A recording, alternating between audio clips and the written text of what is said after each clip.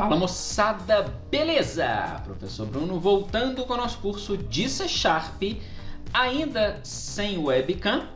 E na aula de hoje nós vamos falar sobre as classes. Nós vamos começar o assunto sobre classes, sobre programação orientada a objetos em C#. Então, um assunto extremamente importante, muito interessante, e vocês vão ver que não é um bicho de 7 cabeças, é uma coisa muito bacana e interessante de se trabalhar. Beleza? Então, se você ainda não é inscrito, se inscreva no nosso canal, já deixa o seu like, porque isso ajuda demais, clica no sininho para não perder nenhum vídeo e segue a gente nas nossas redes sociais, isso ajuda muito também. Bom, eu preparei aqui, já estou aqui com o arquivo da aula 28 e preparei aqui um arquivo no bloco de notas, um texto aqui, já que vai servir de referência para a aula de hoje. É o assunto que nós vamos começar a trabalhar, que é sobre classes. O que é? Basicamente, o que é uma classe? Uma definição bastante simples de classe é que ela é um tipo de dado composto por membros. Por sua vez, os seus membros são propriedades, que são as variáveis da classe, e métodos, que são as funções, são as funcionalidades da classe, certo?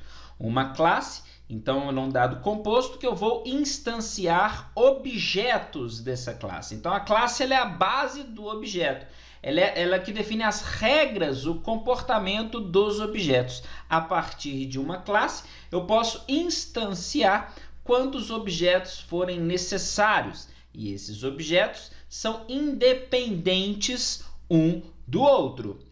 Eles vão funcionar de acordo com a descrição da classe, de acordo com o que está implementado na classe, mas cada objeto é um indivíduo diferente um do outro. Por que eles são indivíduos diferentes? Porque eles são alocados em posições diferentes na memória. Isso a gente faz no momento da instanciação da classe e a gente utiliza o operador new para isso. Vamos ver isso daí ainda, mas vamos com calma. Vamos andar com calma, passo a passo aqui para a gente entender como trabalhar bem com orientação a objetos dentro de C#.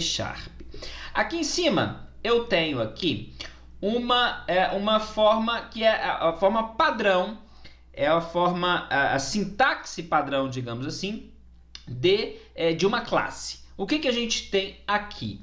Eu tenho primeiro, o que está dentro de colchetes aqui, é o que nós vamos especificar inicialmente aqui como modificador da classe. E o que é um modificador da classe? Está aqui embaixo.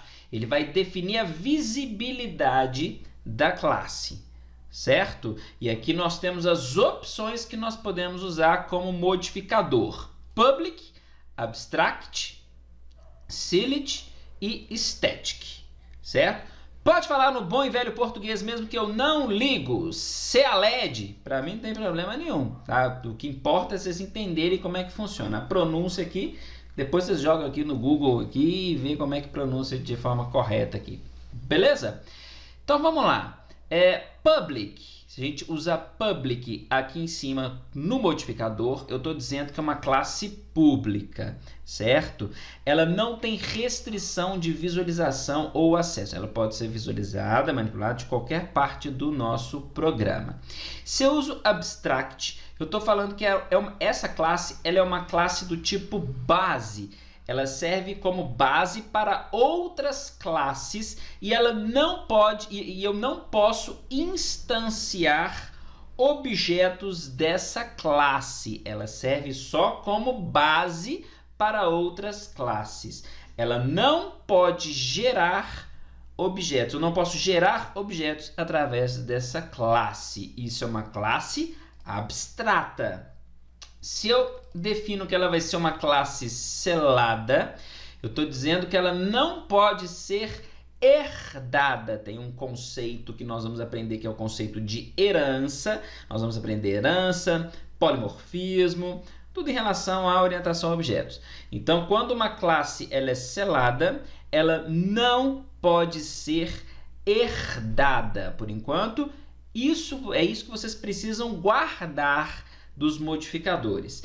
E se eu defino que é uma classe estática, é uma classe que não precisa ser instanciada. Na verdade, ela não pode ser instanciada, mas eu consigo acessar os membros dessa classe. Eu consigo acessar as propriedades e os métodos dessa classe, porque eles também precisarão ser estáticos. Então, quando eu defino uma classe como estática, os seus membros precisam ser estáticos, os seus métodos aqui precisam ser estáticos. Isso a gente vê, nós vimos aqui quando a gente criou os métodos aqui. Lembra que nós criamos os métodos na aula 27. Vamos pegar aqui, ó, o arquivo da aula 27. Tá aqui, ó, vamos copiar, Ctrl C, colar aqui já nesse aqui já de uma vez, que a gente vai mudando ele aqui, ó, 28. Tá vendo? Nós usamos esse padrão aqui, ó, definimos que o construtor é static, então tudo que vai ser usado nesse construtor nós também tivemos que definir como static. Tá vendo?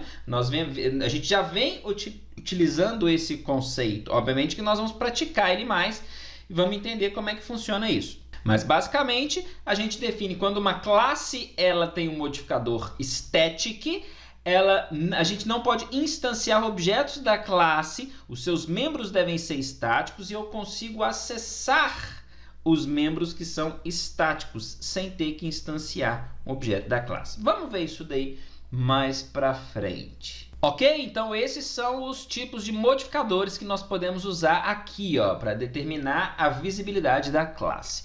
Depois eu entro aqui com a palavra-chave class e o nome da classe. O nome da classe vocês podem definir o nome que vocês quiserem. Veículo, comida, jogador, personagem, enfim, que vocês acharem pertinente ao sistema de vocês, certo? Dentro da classe, nós vamos entrar com as variáveis, que aqui nós vamos chamar de propriedades em orientação a objetos. As variáveis são chamadas de propriedades e nós podemos definir uma propriedade da seguinte maneira. Especificador de acesso. Eu vou especificar como ou por onde essa propriedade pode ser acessada. Tá? Aqui, ó, especificador de acesso. Onde um membro da classe pode ser acessado? Ou por onde ele pode ser acessado. Então eu coloco o especificador, o tipo do objeto, int, double, char, string, ok? E o nome da propriedade. Os tipos de especificadores de acesso estão aqui. Então tem o public, que é sem restrição de acesso, ok? Ele pode ser acessado de qualquer parte da classe ou por qualquer membro da classe, certo? O private, ele só pode ser acessado pela própria classe. Se eu tentar acessar essa propriedade que é private de fora da classe, se eu crio uma propriedade aqui, por exemplo, nome, certo? E for public, eu consigo acessar a propriedade public sem precisar de um método para isso. Ok? Agora, se ela é private, não. Se uma propriedade é private, para poder acessar, ela só pode ser acessada de dentro da classe. Então, eu preciso de um método para poder manipular essa propriedade. Eu não consigo acessar diretamente fora da classe, certo? Essa é a diferença de public para private. Quando eu defino que isso que vale para variáveis, para as propriedades e para os métodos, tá, gente? Quando eu defino protected, eu estou falando que ele pode ser acessado a partir da própria classe, igual ao public, e nas classes derivadas. Então, membros protected podem ser acessados na própria classe e a partir de classes derivadas aí entra o conceito de herança, que nós vamos entender e praticar isso aqui mais para frente. Quando eu defino um membro como abstract, eu estou falando que eu só tenho ali a implementação do cabeçalho desse método, certo? Eu não tenho a definição do método. Por exemplo, aqui eu vou dentro do método, eu coloco o que ele vai fazer. Se ele for abstract, eu não coloco a implementação do que ele vai fazer. A implementação do que ele vai fazer vai vir nas classes que estão herdando essa classe pai. Então, nós vamos usar abstract em classes que são classes pai, certo? E vão servir de base para outras classes. E aí sim, nessas outras classes que estão herdando, eu tenho que fazer a implementação do método. É basicamente eu obrigo a implementação do método na classe que está herdando a classe pai. Eu estou dando uma explicação por alto, nós vamos entender isso mais a fundo, obviamente, nas práticas, tá bom? Quando eu defino como sealed, eu estou falando que o método não pode ser redefinido, o conceito de polimorfismo, eu não posso redefinir o método, um override, certo? Polimorfismo não, um override. Eu não posso redefinir esse método, ele tem que ter o comportamento padrão e vai ser aquele comportamento para sempre. Diferente quando ele é virtual, que ele pode ser um método que pode ser redefinido em uma classe que está herdando essa classe pai, certo? Static, quando um membro é static, ele pode ser chamado mesmo que eu não tenha instanciado um objeto da classe, certo? Eu posso usar um membro que é static sem ter que usar o operador new para instanciar um novo objeto da classe. Tá certo? Então esses aqui são os especificadores de acesso que eu posso usar tanto para as propriedades quanto para os métodos. E esse aqui é o corpo base de uma classe. Lembra lá? Eu preciso de propriedades e métodos que vão dar o comportamento dessa classe. Aí vão vir métodos construtores, métodos destrutores, tudo isso nós vamos aprender ao longo das próximas aulas. Para a gente não ficar no vácuo, vamos criar então aqui uma classe, certo? Aqui, ó, vamos apagar tudo isso daqui para não ficar esse tanto de código aqui, certo? Nós temos aqui o método void e vamos criar uma nova classe aqui dentro. Como é que a gente faz para criar uma nova classe? O que eu tenho que fazer? Class, o nome da classe, vamos chamar essa classe de jogador, e aqui entra um conceito importante. Para nomes de classes, nós vamos iniciar com letra maiúscula. Isso é uma regra canônica? Não, não é uma regra canônica. Se eu colocar a classe com valor minúsculo, não vai dar erro nenhum. Mas isso é uma boa prática a gente seguir, sempre criar classes com nomes maiúsculos. Lembra que eu falei que tem aqui, olha só, o modificador da classe? Quando a gente não usa nenhum modificador, eu estou dizendo que essa classe é uma classe pública, então ela é automaticamente definida como uma classe pública. Se não usa nenhum modificador, automaticamente ela é pública, certo? Eu vou deixar o public ali só para seguir essa ordem aqui, ó, modificador de acesso, class, nome da classe. Então nós temos isso aqui até o momento. Vamos às propriedades da classe. Então eu vou entrar aqui. Por que o Tab não está funcionando nesse teclado? Não estou entendendo não. Eu aperto o Tab aqui e ele não faz nada. Olha só que interessante isso. Tab e não pula. Vou ter que verificar isso, hein, gente? Tem que verificar por que esse Tab aqui não está funcionando. Deixa eu dar espaços aqui. Beleza. Não vou olhar isso agora não para não perder tempo. Então vamos criar propriedades. Então, jogador, eu tenho uma propriedade aqui do tipo inteira que define energia, certo? Eu posso criar uma propriedade do tipo booleano que vai indicar se o jogador está vivo ou não, ok? Eu posso simplesmente criar as propriedades e deixar para inicializar no construtor, ou se a gente quiser já inicializar aqui também, pode, sem problema nenhum. Aqui, ó, estou definindo que a energia é 100% e o jogador, o vivo é true, indicando que o jogador está vivo. Lembrando que aqui também tem o especificador de acesso. Se a gente não usa, ele é public, mas podemos usar aqui para poder ficar completo, né? Já que a gente está aprendendo, para a gente ter essa ideia aí da classe. Basicamente, eu criei já uma classe. Chama jogador e tem duas propriedades, que é int, que é energia, e vivo, que é bool. Como que eu crio um objeto dessa classe? Aí entra o operador new. Então aqui nós vamos criar, ó, eu apertando Tab de novo e não está funcionando. Fiquei chateado agora, hein? Por que não está funcionando esse Tab? Interessante isso, depois eu tenho que ver. Realmente eu não sei. Tab Move Focus. Ah, ó, sem querer eu achei. Tab Move Focus, estava marcado aqui, nem sabia que existia isso, confesso, tá? E nem sei como que apareceu isso aqui também. Beleza, o que importa é que está funcionando agora. Tab, vamos criar um objeto da nossa classe jogador. Como que eu faço? Eu faço aqui, ó, jogador, que é a nossa classe, é o tipo do objeto, certo? É o tipo do dado que eu estou criando, o nome, que eu vou chamar de J1, ok? E agora eu uso o operador new jogador.